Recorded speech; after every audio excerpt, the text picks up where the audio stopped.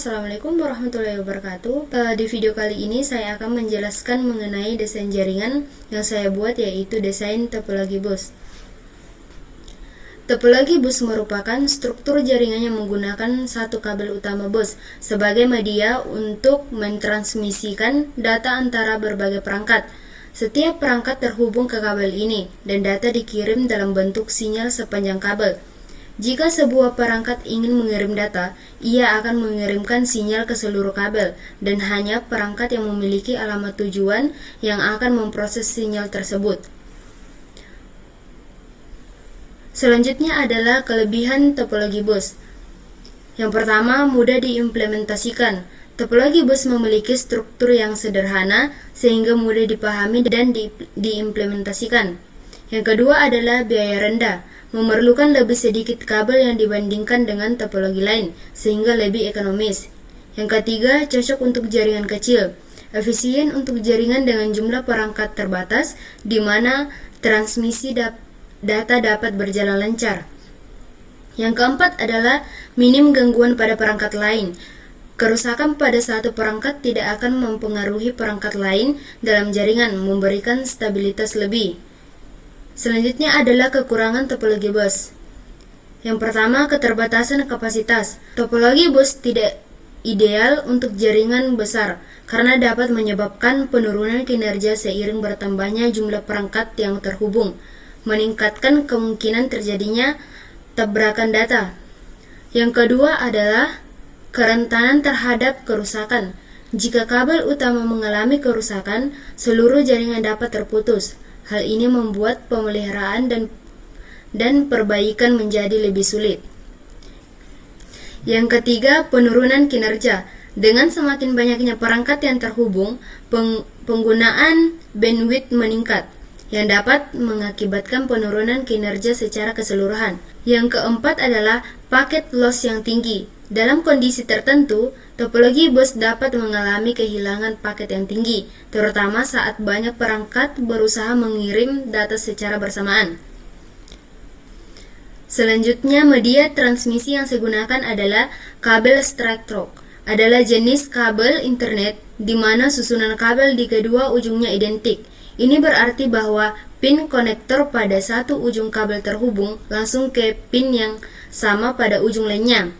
Kabel ini biasanya digunakan untuk menghubungkan perangkat yang berbeda, seperti komputer ke switch. Kelebihannya mudah digunakan, fleksibilitas, standarisasi. Adapun kekurangannya, tidak cocok untuk perangkat sama. Kabel ini tidak dapat digunakan untuk menghubungkan perangkat dengan fungsi yang sama.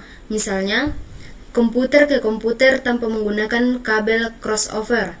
Terbatas pada jaringan kecil. Dalam beberapa kasus, penggunaan kabel straight through dalam jaringan besar dapat menyebabkan masalah jika tidak direncanakan dengan baik. Media yang kedua adalah kabel crossover. Digunakan untuk menghubungkan dua perangkat dengan fungsi yang sama, seperti menghubungkan switch ke switch.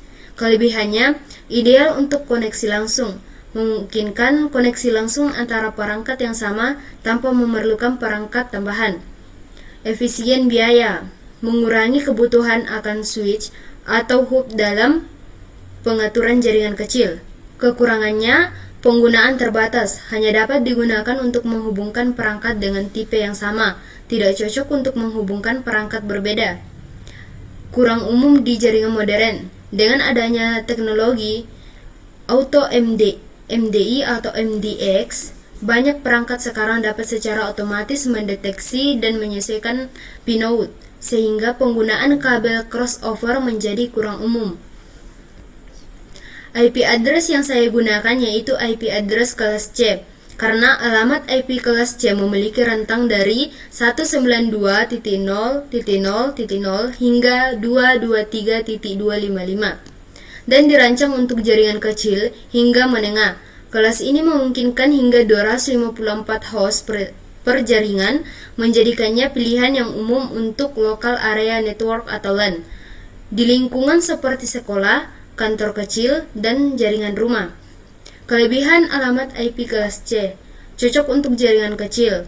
Alamat IP kelas C dirancang untuk jaringan kecil dengan kemampuan mendukung hingga 254 perangkat dalam satu subnet. Ini membuatnya ideal untuk penggunaan di lingkungan seperti kantor kecil, sekolah, atau rumah.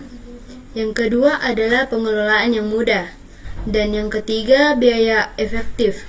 Pemeliharaan karena tidak memerlukan perangkat tambahan seperti router untuk membagi subnet yang lebih besar sehingga lebih hemat biaya. Yang keempat adalah fleksibilitas penambahan perangkat. Dan yang kelima, standarisasi dan kompatibilitas. Alamat IP kelas C banyak digunakan dan didukung oleh hampir semua perangkat jaringan ini, memastikan kompatibilitas yang luas di seluruh infrastruktur jaringan. Kekurangan alamat IP kelas C. Yang pertama itu keterbatasan jumlah perangkat, yang kedua risiko kinerja menurun, yang ketiga kerentanan terhadap kerusakan kabel, yang keempat kesulitan dalam pemecahan masalah. Sekian penjelasan dari saya akhiri dengan ucapan wabillahi taufiq wal hidayah. Wassalamualaikum warahmatullahi wabarakatuh.